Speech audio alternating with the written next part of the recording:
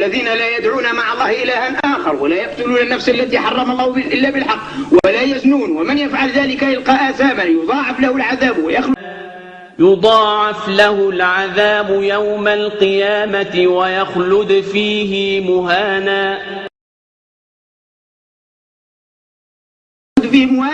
إلا من تاب وآمن وعمل صالحا فأولئك يبدل الله سيئاتهم حسنات وكان الله غفورا رحيما.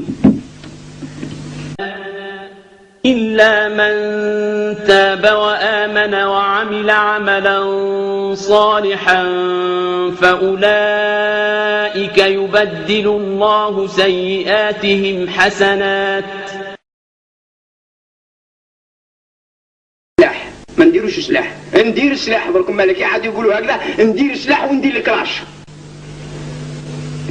يخوفوا فينا. ربي قال في القرآن الكريم ودوا لو تغفلون عن أسلحتكم وأمتعتكم فيميلون عليكم ميلة واحدة. ود الذين كفروا لو تغفلون عن أسلحتكم وأمتعتكم فيميلون عليكم ميلة واحدة.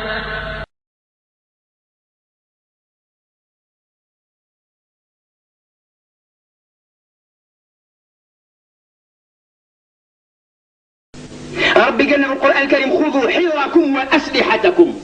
أنا ما نخليش كلام الله ونتبع كلام البشر. فليصلوا معك وليأخذوا حذرهم وأسلحتهم.